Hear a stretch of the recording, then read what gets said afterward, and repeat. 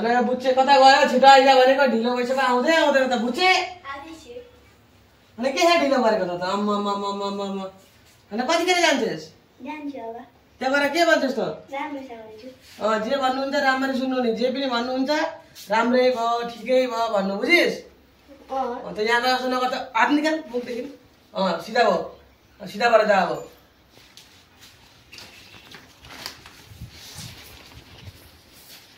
हाम्रो कति धेरै घाम छ छाता पो बाइसमा त कसरी बाइस अनि यसलाई फेरि आउँदैन दाइ के छातावाला आएन त्यतिकै त मलाई गर्नु हुन्छ नि त हुँदैन साला कस्तो दादा पाइछु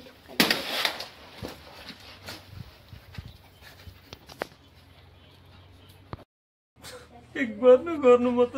सबै लगो लान पनि एकैचोटि सिरी खुरी पारेर लगिदियो कल गोरु पनि पो गयो गोरु त गए दुःख लाग्दैन त बुढिया रानी फेरि गोरु बचाउन गएर त्यही गोरुसँग गइछे 3 दिन भइसक्यो खोजेको अझैसम्म भेटिन खाने केही छैन घरमा खेलखेलमै दिल बस्यो कान्छी सालीमा आम्बुई के हो यस्तो बेरा त झरेको छ त कसले झराएछ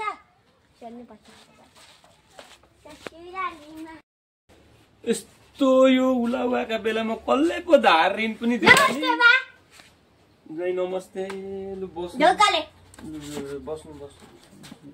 अनि अचानक खबर सबर पाइएन त आउने हो ए तपाईलाई सरप्राइज दिएको नि त ए के भन्नु बिचल्ने भइगयो हो घर पनि लगो उलाउले सबै राम्रै छ एक हल भगा गोरु पनि गए राम्रै हो गोरु त गए सासु आमा गोरु बचाउन जानुभएको अरे उतै पो गइसिन् फेरि ठिकै हो एक छाक खान दिउँ भने नि केही छैन है पानी झरीले उलाउ भएर सबै लगिसक्यो राम्रै हो के गर्नु देखिहाल्नु भयो होला गति राम्रै छ त म त बिरक्त लागिसक्यो के गर्नु म त राम्रै हो अब यस्ता बेलामा आउनु भएछ एक छाक भात पनि सोध्न नसक्ने परे म त दुखै पनि लाग्छ के गर्नु अब कही छैन राम्रो छ छैन केही खुवाउँ भने नि यस्तै हालतमा आउनु भयो अब मन नदुखाइदिनु ज्वाइँ ल हुन्छ म लागे त्यसो भए ल अब राम्रो पाराले राम्ररी बस्नु है त ल पनि आइपुग्ने बेला भयो होला खोइ आइपुगेन आइपुगेछ आइपुगेस् अनि के भनिस् त उहाँ त नि सबै बेला लगेको रहेछ के भयो अनि बगायो अरे उसको छोरीलाई होइन आमालाई के भनिस् त तैँले अनि मैले राम्रै छ भन्थे जे भन्नुभयो खालि दुःखकै मात्रै कुरा गर्नुभयो तपाईले मलाई राम्रो छ भन्नु अझ मलाई राम्रै छ ठिकै छ राम्रै छ बुद्धि सकेका मान्छे तँलाई हुनुहार भएछ भन्नु सकिन तेरो बुद्धि भने त्यही हो जा फेरि गएर हुनुहार भयो भनेर आइज ल म गएँ ल छिटो जा